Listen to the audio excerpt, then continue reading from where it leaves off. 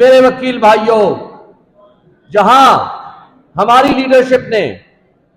تحریک تحفظ آئین پاکستان کی تحریک شروع کر رکھی ہے، وہیں میں آج چودھری اشتیاق احمد خان صاحب سے، شاداب جعفری صاحب سے، آپ پاکستان کی تمام لیڈرشپ سے استدعا کرتا ہوں، آج آپ تحریک بحالی آئین پاکستان کی تحریک شروع کیجئے۔ آج آپ عدلیہ، آزاد عدلیہ کی مضبوطی کے لیے تحریک شروع کیجئے، کیونکہ آج کوئی اگر یہ کہے کہ آئین موجود ہے تو میں نہیں مانتا۔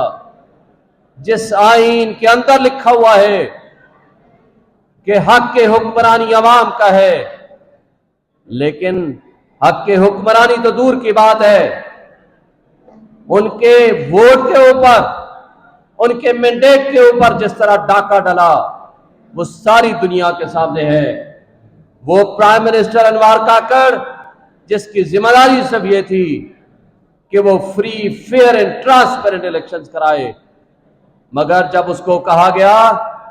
کہ آپ نے گندم سکینڈر پہ پیسے کھائے ہیں تو اس کا جواب صرف ایک ہوتا ہے کہ اگر میں نے فارم 47 کی بات کی تو مسلم لیگ نون منہ دکھانے کے قابل نہیں رہوگی۔ لیکن شرم کی بات ہے کہ دو چوروں کے درمیان ہونے والی گفتگو کو آگے نہ نیب نے دیکھا، نہ ISI نے دیکھا، نہ FIA نے دیکھا، نہ کسی انٹیلیجنس ایجنسیز نے دیکھا۔ ان کو اگر نظر آتی ہے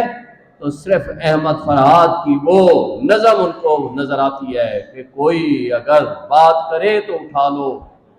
تو اس لیے ان کو اٹھا لیا گیا۔ آج ان اداروں کی بے توقیری اس سے زیادہ کیا ہوگی کہ گندم سکینڈل آیا، نہ نیب کو پتا چلا، نہ FIA کو پتا چلا، نہ یا وہ ججز ہوں جنہوں نے اس ملک کو اس انجام کو پہنچایا ہے جو آئین کی پامالی کرتے ہیں، یا وہ شخصیات ہوں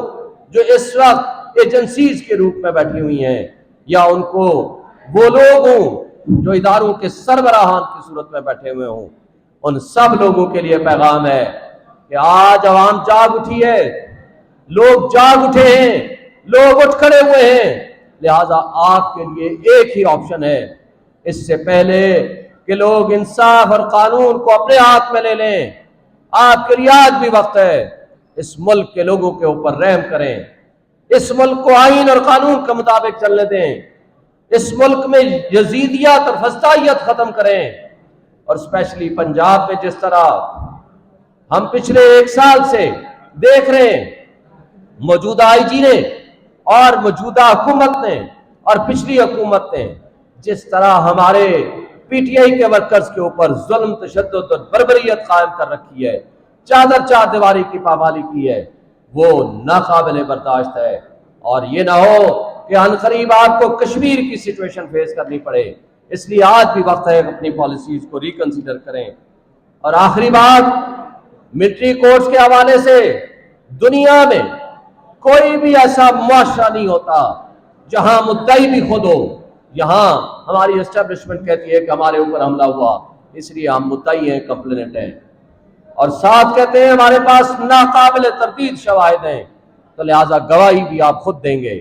اور ساتھ کہتے ہیں کہ ملٹری کورٹس کے ذریعے سزائیں بھی ہم دیں گے، تو لہٰذا جج بھی آپ خود بن جائیں گے۔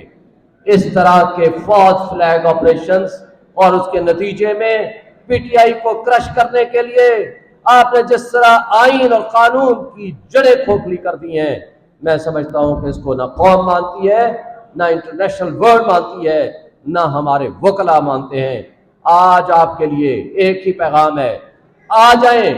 اس ملک پہ ترس کھائیں، اس ملک کے 25 کروڑ عوام کو جینے کا حق دیں، آئین کو مانیں، قانون کو مانیں، اور ان تمام ججز جو آج اس فسطائیت کے خلاف کھڑے ہیں، ہم ان کے ساتھ کھڑے ہوئے ہیں، اور وہ 6 ججز ہمارے صاحبان ہائی کورٹ کے اور پورے پاکستان کے ہائی کورٹس اور لوور جوڈیشری نے، جنہوں نے آج سپریم کورٹ میں لکھ کے دیا ہے کہ ہمارے انصاف کے راستے میں سب سے بڑی رکاوٹ ہماری انٹیلیجنس ایجنسیز ہیں، اور ان کی وجہ سے ہم انصاف نہیں کر پا رہے، اور میں سمجھتا ہوں کہ آج سپریم کورٹ کے اوپر سب سے بڑی ذمہ داری عائد ہوتی ہے کہ وہ آزاد عدلیہ کے تحفظ کے لیے کام کریں اور ان کو باقی انڈیپینڈنٹ جوڈیشری دیں تاکہ لوگوں کے بنیادی انسانی حقوق کا تحفظ ہو۔ بہت شکریہ۔